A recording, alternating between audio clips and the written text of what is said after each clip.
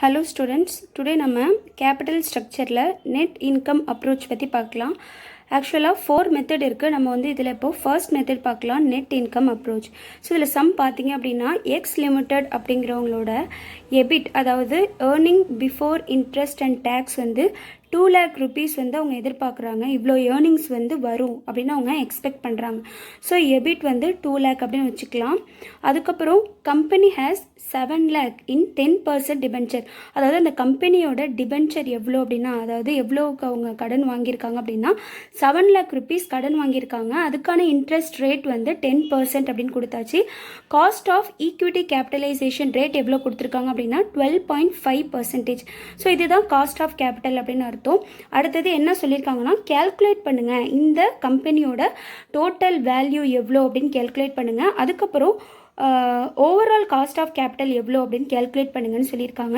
இந்த கொஷனில் பார்த்தீங்கன்னா net income approach அப்படின்னு எங்கேயுமே கொடுக்கல. அப்போ நீங்கள் எப்படி ஃபைன் பண்ணணும் அப்படின்னா, இந்த இருக்குது பார்த்தீங்களா, the cost of equity capital rate 12.5, இந்த மாதிரி cost of equity capitalisation rate அப்படின்னு கொடுத்துருந்தாங்கன்னா இது நெட் இன்கம் அப்ரோச். அதே மாதிரி கீழே வந்து overall cost of capital find பண்ணுங்கள் அப்படின்னு கேட்டிருந்தாங்க அப்படின்னா, இந்த வேர்டிங் கண்டிப்பாக ரொம்ப முக்கியம்.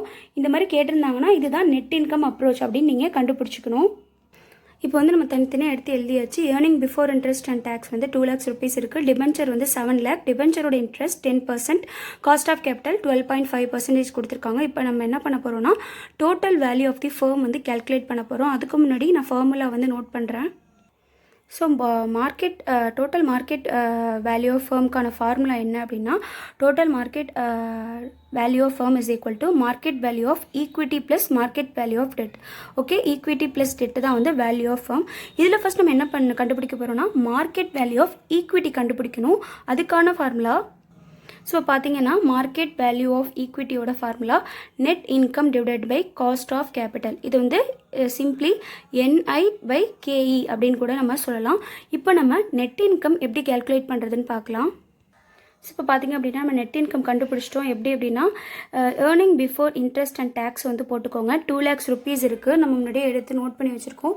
இந்த 2 lakh rupees நம்ம போட்டுட்டு அதுக்கப்புறம் ஏர்னிங் பிஃபோர் இன்ட்ரெஸ்ட் அண்ட் டேக்ஸ்லேருந்து இன்ட்ரெஸ்ட்டை லெஸ் பண்ணும். எந்த இன்ட்ரெஸ்ட்னா டிபென்ச்சருக்கு தான் நம்ம இன்ட்ரெஸ்ட் கொடுப்போம். ஓகே, ஸோ இப்போ டிபென்ச்சர் இன்ட்ரெஸ்ட் அப்படின்னா டிபென்ச்சர் 7 lakh கொடுத்துருக்காங்க. அதோட இன்ட்ரெஸ்ட் 10%. அப்போது டிபென்ச்சர் 7 lakhல 10% நம்ம கண்டுபிடிச்சோம் அப்படின்னா 70,000 வரும்.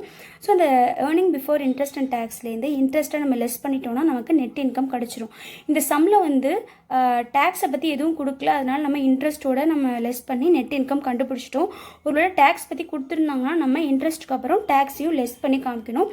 ஸோ இதுதான் நெட் இன்கம். இப்போ வந்து நமக்கு மார்க்கெட் வேல்யூ ஆஃப் ஈக்விட்டி வந்து ஈஸியாக நம்ம இப்போ கண்டுபிடிச்சிடலாம். ஸோ இப்போ பார்த்திங்க அப்படின்னா நெட் இன்கம் கண்டுபிடிச்சதுக்கப்புறம் நம்ம இந்த ஃபார்முலாவில் அப்ளை பண்ண போகிறோம். மார்க்கெட் வேல்யூ ஆஃப் ஈக்விட்டி அந்த ஃபார்முலாவில் அப்ளை பண்ண போகிறோம். நெட் இன்கம் 1,30,000 நம்ம கண்டுபிடிச்சாச்சு. நெக்ஸ்ட்டு காஸ்ட் ஆஃப் கேபிட்டல் இருக்குது. காஸ்ட் ஆஃப் கேபிட்டல் எவ்வளோ நம்ம எழுதியிருக்கோம்னா பர்சன்டேஜில் இருக்குது 12.5. ஸோ இதை நம்ம கன்வெர்ட் பண்ணோம் அப்படின்னா 12.5/100 0.125. ஸோ இப்போது நம்ம 0.125 அப்படின்னு போட்டாச்சு. இப்போ டிவைட் பண்ணி பார்த்தோன்னா 10,40,000. இதுதான் வந்து மார்க்கெட் வேல்யூ ஆஃப் ஈக்விட்டி. இப்போ நம்ம மார்க்கெட் வேல்யூ ஆஃப் ஈக்விட்டி கண்டுபிடிச்சிட்டோம். சம்மில் வந்து என்ன கேட்டிருக்காங்கன்னா, calculate total value of firm. So இப்போ நம்ம என்ன பண்ணலாம், டோட்டல் வேல்யூ ஆஃப் ஃபேம் வந்து கண்டுபிடிச்சிக்கலாம். அதுக்கு முன்னாடியே நம்ம ஃபார்முலா வந்து நோட் பண்ணிட்டோம். என்ன அப்படின்னா, total value of firm is equal to market value of equity plus market value of debt. So இந்த ஃபார்முலாவில் நம்ம இப்போ அப்ளை பண்ணலாம். ஸோ இப்போ பார்த்தீங்கன்னா நம்ம அப்ளை பண்ணியாச்சு. ஃபார்முலா ஞாபகம் வச்சுக்கோங்க. Total value of firm is equal to market value of equity plus market value of debt. Market value of equity தான் நம்ம ஃபஸ்ட்டு கண்டுபிடிச்சிருக்கோம் 10,40,000. ஸோ அதை வந்து நம்ம 10,40,000 போட்டாச்சு. நெக்ஸ்ட்டு ஃபார்முலா என்ன அப்படின்னா market value of debt. So market value of debt அப்படிங்கிறது நம்ம கொஷின்லேயே இருக்குது. டிபென்ச்சர் 7 lakh இருக்குது பார்த்தீங்களா, இதுதான் டெட் அப்படிங்கிறது.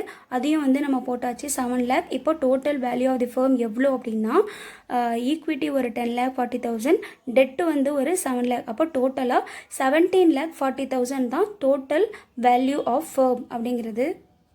ஸோ இப்போ வேல்யூ ஆஃப் ஃபர்ம் வந்து நம்ம கண்டுபிடிச்சிட்டோம். நெக்ஸ்ட் என்ன கேட்டிருக்காங்க சம்மில் அப்படின்னா, ascertain overall cost of capital. So cost of capital இப்போ வந்து நம்ம கண்டுபிடிக்கலாம். நெக்ஸ்ட் நம்ம ஓவரால் காஸ்ட் ஆஃப் கேபிட்டல் கண்டுபிடிக்க போகிறோம். அதுக்கான ஃபார்முலா என்ன அப்படின்னா, overall cost of capital is equal to EBIT divided by total market value of firm.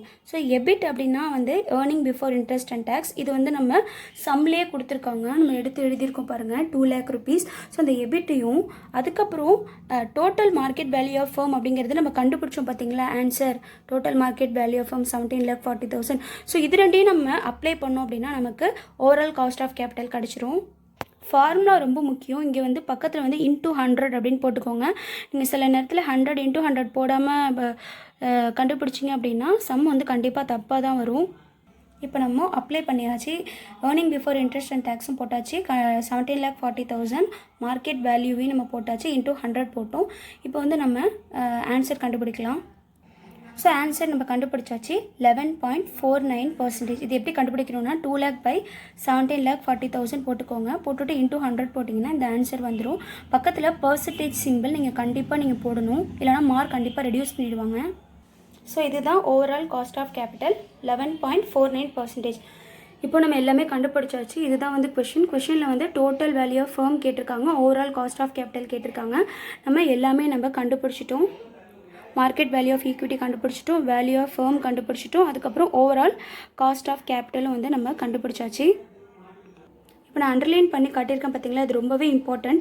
ஏன்னா நிறையா சம்மில் வந்து net income approach, net operating income approach அப்படின்னு எதுவுமே கேட்க மாட்டாங்க. அப்போ நீங்கள் எப்படி வந்து எந்த அப்ரோச் அப்படின்னு கண்டுபிடிக்கிறது பார்த்தீங்கன்னா இதை வச்சு தான், இந்த வேர்டிங்ஸ் வச்சு தான்.